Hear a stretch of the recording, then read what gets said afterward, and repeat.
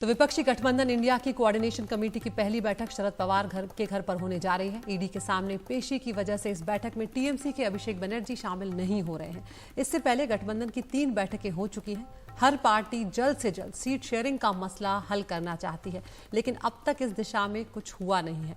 पश्चिम बंगाल से लेकर बिहार, यूपी और दिल्ली का मसला हल करना है, तो यहाँ पर सभी चाहते हैं और अब तक इस दिशा में कुछ हुआ नहीं है। तो ऐसे में देखना होगा कि आगे क्या कुछ होता है और सबसे बड़ी बात ये होगी कि किन किन मुद्दों पर किस तरह से एक राय बन पाएगी। तो यहाँ पर ये गठबंधन जो है 26 पार्टियों के साथ है, कुछ और पार्टियां भी इसमें इसके बाद जुड़ी और काफ़ी ये आगे बढ़ाया है, लेकिन फिर भी अभी भी कई सवाल हैं साथ चलने को लेकर। तो सवाल इंडिया का में हम इसी पर चर्चा करने जा रहे हैं। हम यही सवाल उठाएंगे कि सीट बंटवारे का फॉर्मूला जो है वो क्या होगा इंडिया गठबंधन का। इसके अलावा आम आदमी पार्टी और कांग्रेस में क्या सामंजस्य हो पाएगा, और लोकसभा में जब साथ चलने की बात करते हैं और विपक्ष विधानसभा में अकेले, तो ये कैसे चलेगा, ये किस तरह से इसकी सीट शेयरिंग होगी, किस तरह से ये फॉर्मूला जो है वो आगे बढ़ेगा, ये देखना बहुत दिलचस्प होगा।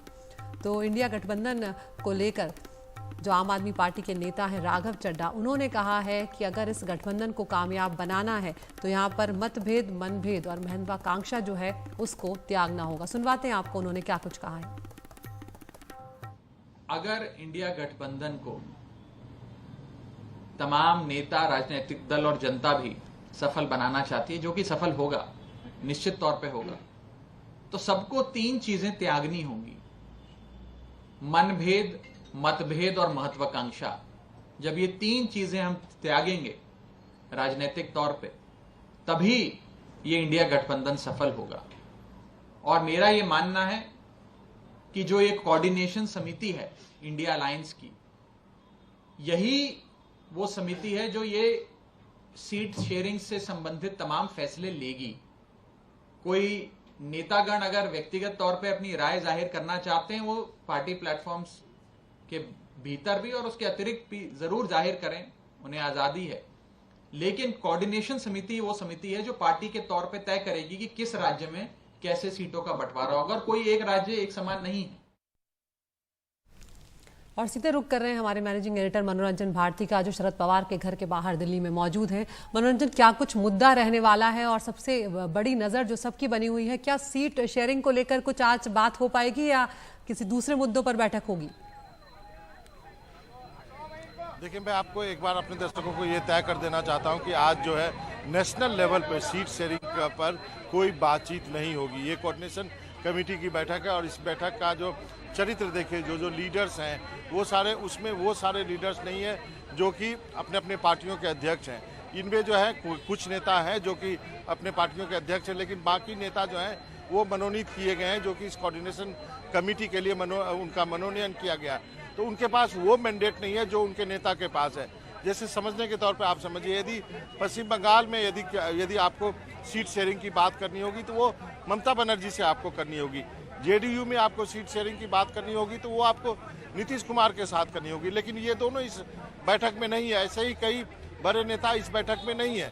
इसका मतलब क्या हुआ? इसका मतलब ये हुआ कि ये बैठक जो है कोऑर्डिनेशन कमेटी की बैठक है, एक सामंजस्य बैठाने की बैठक है, ये एक प्रिपरेटरी बैठक है, ये एक मीटिंग के पहले जो तैयारी की जाती है उसकी बैठक है। इसमें राज्यवार नेताओं से पूछा जाएगा कि आपको आने वाले दिनों में गठबंधन जो होगा उसके लिए आपकी क्या तकलीफें हैं, आप क्या कहना चाहते हैं बाकी पार्टियों को लेकर के, उसको लेकर के उनकी राय ली जाएगी। यदि आपको लगता है कि इसी बैठक में नेशनल लेवल पे सीट शेयरिंग के बारे में कुछ पक्का निकल के आएगा तो उसकी चर्चा नहीं होने वाली है। और सब चीज़ें जो है, प्रशांत हमारे सहयोगी जो है सुबह से इस मीटिंग के लिए लगे हुए हैं। प्रशांत, सबसे पहले अपने दर्शकों को बताइए कौन कौन लोग आ गए हैं मीटिंग में? जी देखिए, अभी तक 6-7 नेता आ चुके हैं बाबा। तेजस्वी यादव आ गए हैं, महबूबा मुफ्ती अभी आई हैं, केसी वेणुगोपाल कांग्रेस के हैं, इसके अलावा जावेद अली खान है समाजवादी पार्टी से। इसी तरह नेताओं का सिलसिला शुरू हो चुका है। तेजस्वी यादव आए हैं, संजय झा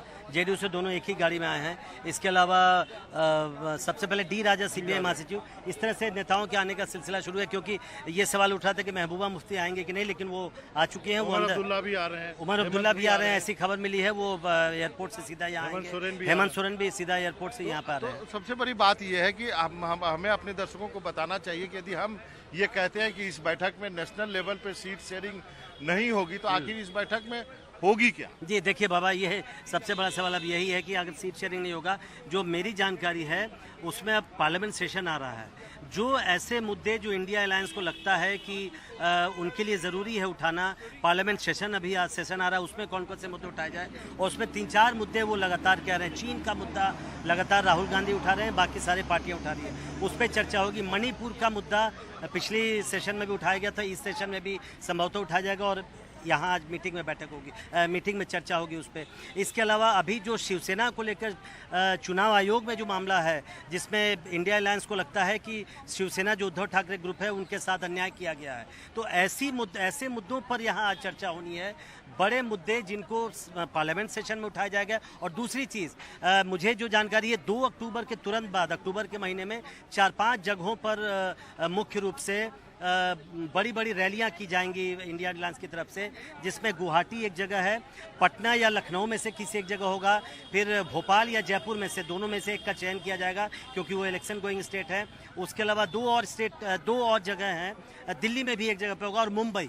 ये 5 जगहों पर बड़ी रैलियां की जाएंगी। उसकी तैयारी कैसे की जाए, इन बातों पर आज चर्चा होनी है। जो बिल्कुल आप ठीक कह रहे हैं कि सुबह जो हम लोग कयास लगा रहे थे कि सीट शेयरिंग की चर्चा होगी, उसकी लगभग चर्चा न के बराबर होगी भी तो बहुत छिटपुट होगी, और फिर कहा जाएगा कि वो अपने बड़े नेताओं से जाके बात करें, फिर कैसे इस पे आगे बढ़ें। तो आप अदिति, आपने जी जिस तरह से प्रशांत कह रहे हैं कि आने वाले जो विशेष सेशन बुलाया गया है उसको लेकर भी खासतौर से रणनीति पर चर्चा होगी, तो सनातन धर्म का जो बयान आया था उसको लेकर हमने देखा था कि जमकर बीजेपी हमलावर है और कई पार्टियों ने किनारा भी किया है। इस तरह की बैठक में क्या ये जो बयानबाजियां हैं इसको लेकर भी बातचीत होगी कुछ, क्योंकि फिर पार्टियों को बैकफुट पर आना पड़ता है जो उस पर सहमत नहीं है। देखिए, निश्चित रूप से इस चीज पे भी चर्चा होगी, और साथ में उन चीजों पे भी चर्चा होगी जो मुद्दे अभी तक सरकार की तरफ से साफ नहीं किए गए हैं। जो पार्लियामेंट का सेशन होगा उसका एजेंडा अभी तक नहीं दिया गया। कयास लगाए जा रहे हैं कि ये 1 नेशन 1 इलेक्शन का मुद्दा आएगा क्या, तो क्या उसके लिए विपक्ष की क्या तैयारी होनी चाहिए, पार्टियों की क्या राय है। तो ये सारे मुद्दे जो कि अभी सरफेस नहीं हुए, हो सकता है कि अगले मंडे को पार्लियामेंट सेशन में आ जाए, उसके लिए भी एक तैयारी बनती है। और जहां तक रैलियों की बात की, रैलियों के बारे में एक प्रोग्राम बनाया जाएगा। मुझे ये भी बताया गया है कि गणेश चतुर्थी के बाद, गणेश उत्सव खत्म होने के बाद पूरे महाराष्ट्र में अघाड़ी की जो है वो रैलियां भी शुरू कर दी जाएंगी।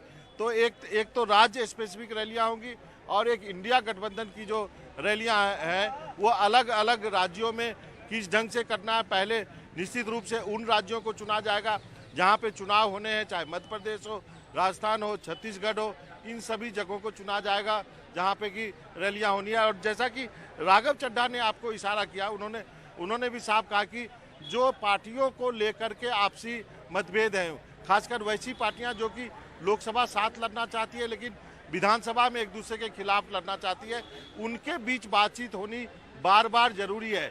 क्योंकि ये पार्टियां आपस में छोटे बड़े नेता, केवल बड़े नेता के लेवल पर बातचीत नहीं, नीचे के लेवल पर भी जब तक बातचीत नहीं होगी तब तक बात नहीं बनेगी। क्योंकि आप जानते हैं राजनीति में बात करनी जरूरी है, हर चीज का फैसला निकले वो जरूरी नहीं है, लेकिन बात करेंगे तभी हो सकती है कि शायद बात बन जाए। बिल्कुल, और इसीलिए राघव चड्ढा कह रहे हैं कि मतभेद, मनभेद और महत्वाकांक्षा जो है उसे त्यागना होगा, तभी ये गठबंधन सफल हो पाएगा। बहुत बहुत शुक्रिया मनोरंजन इस तमाम जानकारी के लिए। आपके लिए हम अपडेट के पास आते रहेंगे।